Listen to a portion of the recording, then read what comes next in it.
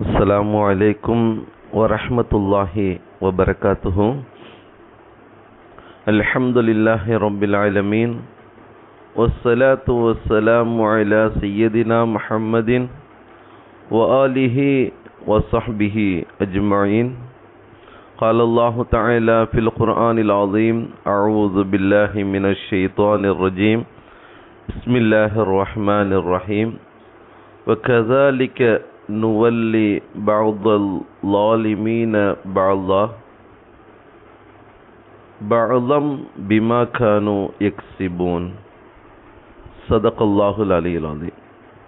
சர்வ புகழும் புகழ்ச்சியும் இவ்வுலகை படைத்து பரிபாலித்து கொண்டிருக்கக்கூடிய எல்லாமல்ல அல்லாஹ்விற்கே. எல்லாமல்ல அல்லாஹ் ரப்புல் ஆலமீன் ஒரு மனிதன் இன்னொரு மனிதனிடத்திலே நட்பு கொள்ளக்கூடிய விதம் எவ்வாறு இருக்க வேண்டும், அந்த நட்பு எவ்வாறு அமையப்பெற வேண்டும் என்பது சார்ந்த ஒரு விஷயத்தை அல்லாஹு தஆலா இவ்வாறு விவரித்து காண்பிப்பான். وَكَذَلِكَ نُوَلِّي بَعْضَ الظَّالِمِينَ بَعْضًا. இவ்வாறே அநியாயக்காரர்களில் சிலரை சிலருடன் நாம் சேர்த்து விடுவோம். ஏன்னா பிமா கானு யக்ஸிபூன், அவர்கள் சம்பாதித்து கொண்டிருந்த தீயவற்றின் காரணத்தினால் இவ்வாறு நாம் அவர்களை ஆக்கிவிடுவோம் என்பதை எல்லாம் வல்ல அல்லாஹ் ரப்புல் ஆலமீன் இந்த திருமறை வசனத்தின் மூலமாக குறிப்பிட்டு காட்டுகின்றான். அன்பானவர்களே, அநியாயக்காரர்களில் சிலரை சிலருக்கு பொறுப்பாளியாக ஆக்குவோம் என்பதாக அல்லாஹு தஆலா குறிப்பிட்டு காட்டுகின்றான். அவர்கள் தங்களுக்கு மத்தியில் நேசிக்கக்கூடியவங்களாக இருப்பாங்க. அநியாயக்காரர்கள் ஒருவருக்கொருவர் பொறுப்பாளியாக ஆகக்கூடிய ஒரு நிலையில் தங்களுக்கு மத்தியில் நேசிப்பாங்க. அல்லாஹுவின் வெறுப்பை பெற்ற ஷைத்தான்களுடன் சேர்ந்து அவனை பின்பற்றி நடந்தால் அவன் நரகம் செல்லக்கூடிய ஒரு நிலைகள் ஏற்படும். அதேபோன்று அவன் நரகம் செல்லும்போது இவனையும் நரகிற்கு அழைத்து செல்வான் என்பதுதான் மேற்காணக்கூடிய திருமறை வசனத்தினுடைய ஒரு விளக்கமாக நமக்கு வரலாற்று ஆசிரியர்கள் குறிப்பிட்டு காட்டுறாங்க. ஏன்னா தரிகட்டு திரிபவனை அவனுடன் சேருவார் சரியில்லை என்பதாக சொல்லுவார்கள்.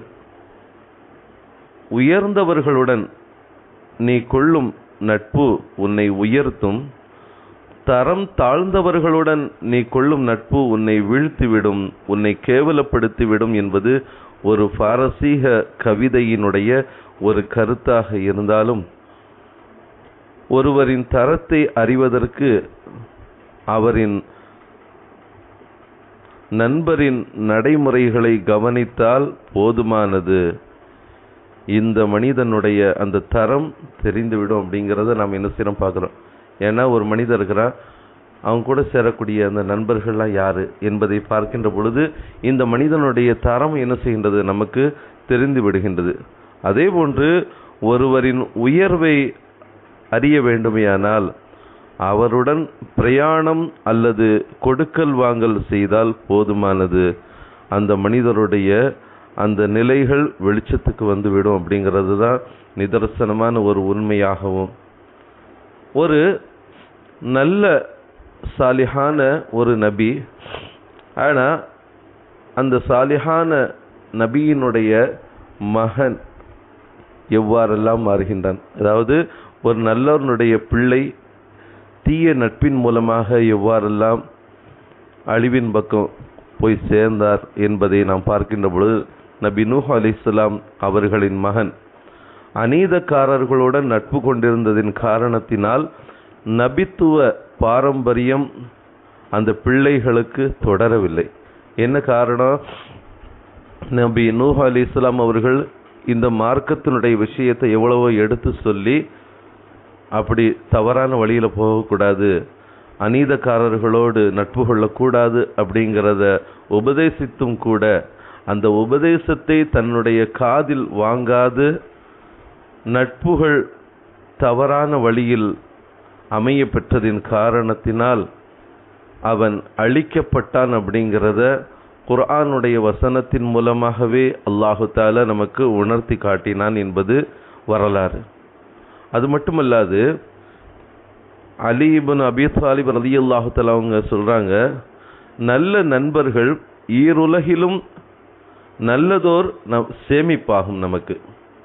நரகவாதிகள் சொல்வார்கள், எங்களுக்கு உலகில் நல்ல நட்புகள் ஏற்பட்டிருந்தால் இந்த நிலை எங்களுக்கு ஏற்பட்டிருக்காது, இங்கு எங்களுக்கு எந்த சிபாரிசும் செய்யக்கூடிய நல்லவர்கள் இல்லையே என்பதாக என்ன செய்வாங்களாம், அந்த நரகவாதிகள் இவ்வாறெல்லாம் சொல்வார்கள் என்பதை அலி இப்னு அபீ தாலிப் ரலியல்லாஹு தஆலா சொல்லக்கூடிய ஒரு விஷயத்தை நம்ம பார்க்குறோம். அதே போல ஒரு அநியாயக்காரன் அக்கிரமம் செய்யக்கூடியவனுடைய அந்த பிள்ளையினுடைய அந்த நல்ல நட்புகள் எந்த அளவிற்கு சீர்திருத்தத்தையும் ஒரு சிறந்த ஒரு மனிதராகவும் திகழ்வதற்கு காரணமாக இருந்திருக்கின்றது என்பதை நாம் பார்க்கின்ற பொழுது ஹஸ்ரத் இக்ரிமா ரலியல்லாஹு தஆலா அன்ஹு அவர்களுடைய அந்த சிறு குறிப்பை நினைவு கூர்ந்து பார்த்தோமேயானால் அவர்களின் வரலாறு நீண்ட நெடிய வரலாறு. இருந்தாலும் சுருக்கமாக சொல்ல போனால் இக்ரிமா ரலியல்லாஹு தஆலா அன்ஹு அவர்கள் குறைஷ் குஃபார்களின் தலைவன் அபூ ஜஹிலின் மகன் என்பதாக நாம் அறிய முடிகின்றது. அபூ ஜஹிலினுடைய இயற்பெயர் என்னன்னு பார்த்தா அபி ஹிஷாம். இக்ரிமா ரலியல்லாஹு தஆலா அன்ஹு அவர்களுக்கு நல்ல நட்பு நல்ல தொடர்பு கிடைத்ததின் காரணத்தினால் இஸ்லாத்தை பற்றி நன்கு அறிந்து இஸ்லாத்தை ஏற்றது மட்டுமல்லாது சஅத் இப்னு அபீ வக்காஸ் ரலியல்லாஹு தஆலா அன்ஹு, முஸ்அப் இப்னு உமைர் ரலியல்லாஹு தஆலா அன்ஹுமா ஆகிய தோழர்களுக்கு மிகவும் நெருக்கமான ஒரு தோழராக இக்ரிமா ரலியல்லாஹு தஆலா அன்ஹு அவர்கள் ஆனார்கள். இதன் மூலமாக மிக பெரும் சிறப்பை அடைந்தார்கள் என்பதுதான் வரலாறு. ஆக தந்தை கொடியவன், அக்கிரமக்காரன், அவருடைய பிள்ளை பாருங்க ஒரு நல்ல நட்புகளோடு சேர்ந்ததின் காரணத்தினால் ஒரு சிறந்த ஒரு சஹாபியாக திகழ்ந்தார்கள் அப்படிங்கிறத வரலாறு நமக்கு சுட்டி காட்டப்படுகின்றது. இதுதான் நமக்கு உதாரணம். நாம் தேர்ந்தெடுக்கக்கூடிய நட்பு எப்படி இருக்க வேண்டும், அந்த நட்பு நம்மை மார்க்கப்பட்டுள்ள உண்மையான முஃமினாக ஆக்கக்கூடிய ஒரு நட்பாகவும், அதே போன்று மார்க்கம் சார்ந்த நற்பண்புகளை பின்பற்றக்கூடிய ஒரு நட்புகளாகவும், சமுதாயத்திற்கு மத்தியில் ஒரு சிறந்த மனிதராக சிறந்த முஃமினாக திகழக்கூடிய ஒரு நட்பாக இருக்க வேண்டும் என்பதுதான் இறைமறை வசனமும் இந்த வரலாற்று குறிப்பும் நமக்கு ஒரு சிறந்த ஒரு பாடத்தை தரக்கூடியதாக இருக்கின்றது. அத்தகைய நல்ல நண்பர்களோடு வாழக்கூடிய பாக்கியத்தையும் நல்ல ஈமானோடு செயல்படக்கூடிய நல்லதொரு பாக்கியத்தையும் அல்லாஹ் நம் அனைவருக்கும் வழங்கிடுவானாக.